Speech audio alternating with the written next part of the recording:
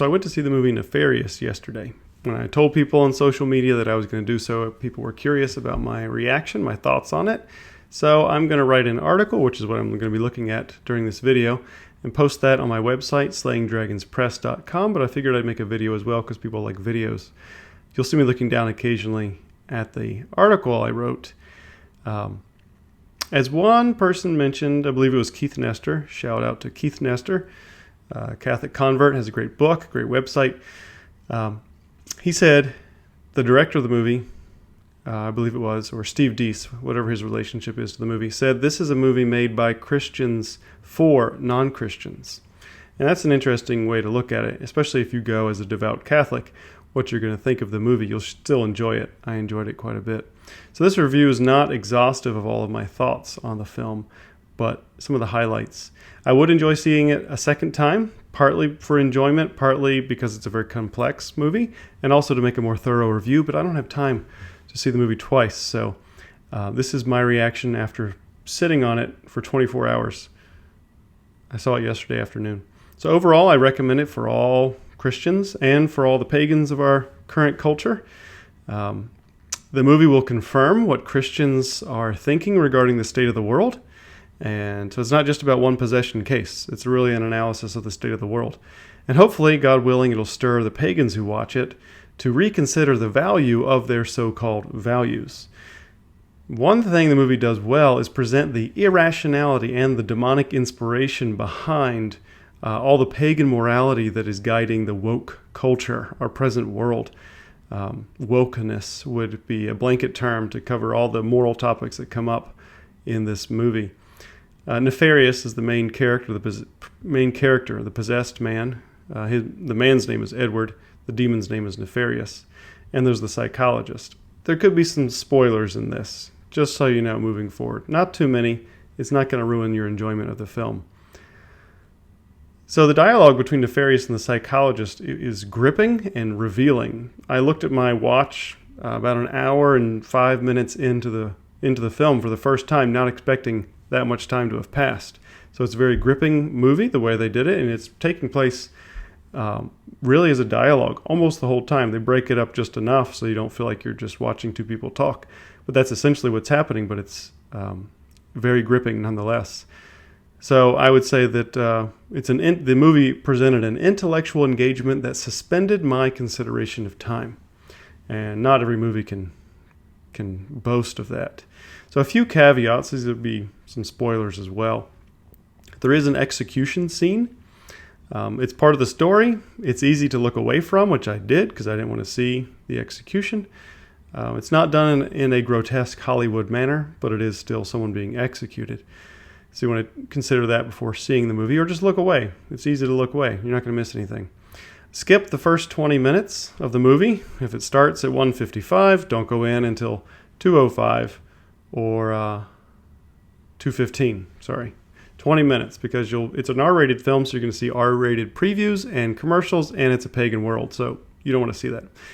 Just stand outside the door and wait for the previews to end. The movie is not spooky. It's not creepy. There are a couple scenes that make you jump, but it's not a diabolical thing that's getting into your mind and messing with you. I don't watch movies about the devil. Someone told me to watch Conjuring a while back when I first started doing this apostolate full time, and I watched the trailer for about 20 seconds and I turned it off. I'm like, no, I'm not interested in that. I don't like seeing depictions of the devil in movies. This did not do that. So there's nothing left, unless you're very sensitive, there's nothing that's going to haunt you or disturb you after watching it. There are a lot of difficult topics, difficult moral topics discussed and presented, so keep that in mind. Some of them are graphically described, which is good, but it could disturb sensitive people, but I don't think it will. So someone asked me, is it good for older teens, like 17 and up? I would think so. Most teens, if they're super sheltered, maybe not. Maybe see it first. But most teens have been exposed to all this stuff, unfortunately, so it would be fine, I would say. Keeping in mind the execution scene, maybe you don't want to look at that, but just look away. So benefits of the movie. One person, I saw this movie with two friends, and one of them said it's kind of like covert catechesis, what this movie's all about.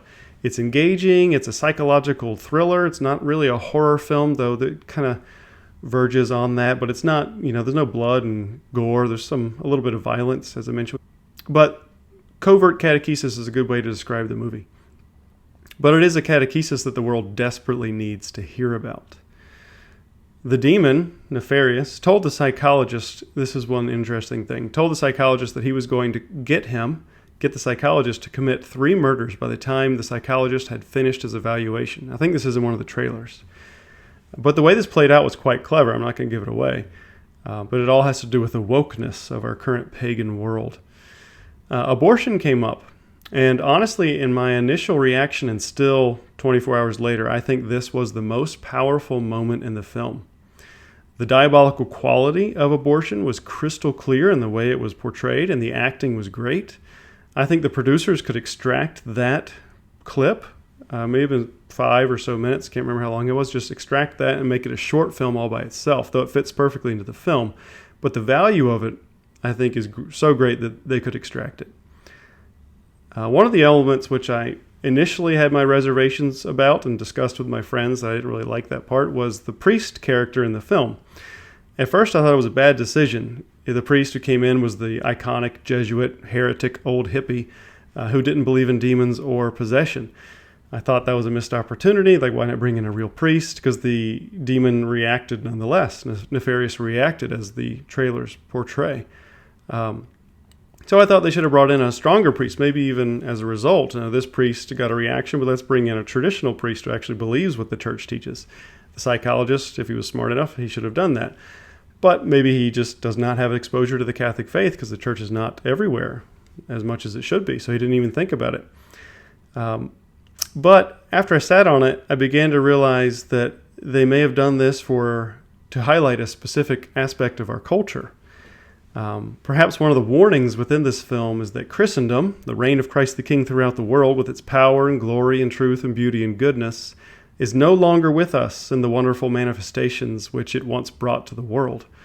The power of Christ's influence over society, the power of the church's influence over society is all but lost if you look around. The faith, though, is on fire in pockets here and there throughout the world, but the church no longer wields a formative influence over the nations. So as the common man tangles with a new and perhaps final onslaught of evil, he is largely on his own. Man is separated from our Lord by his sins, and as a result does not have the resources to understand the evil that he's confronted with or escape from its grip and influence. The priest that is brought in to talk to Nefarious is sadly characteristic of this state of the church, of the majority of priests out there today. So in spite of my initial disappointments about that scene, I later saw it as a diagnostic of the culture. The majority of priests don't know or believe what is going on right now regarding evil, the activity of the diabolical, and the occult.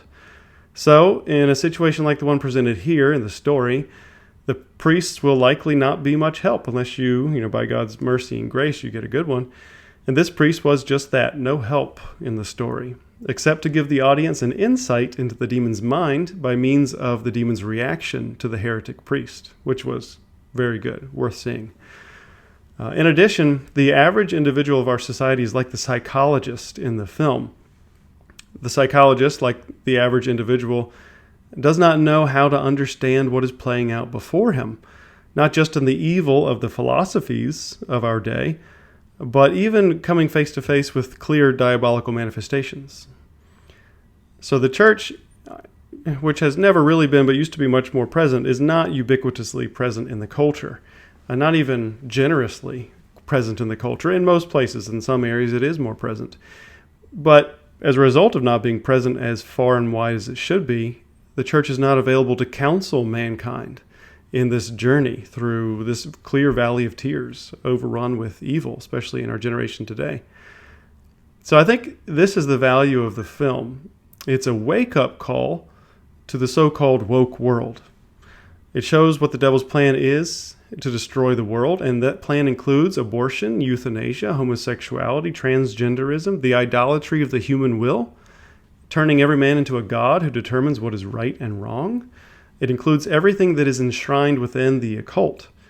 And all the more reason why you need to have the proper intellectual tools in your hands, and even more fitting as to why, hopefully God's inspiring me to write these books, not just The Rise of the Occult, the new one, but also slaying dragons. So if you don't have these, get these and watch the movie, and all together you'll be able to navigate and prepare for whatever God is allowing our world to fall into. God bless you.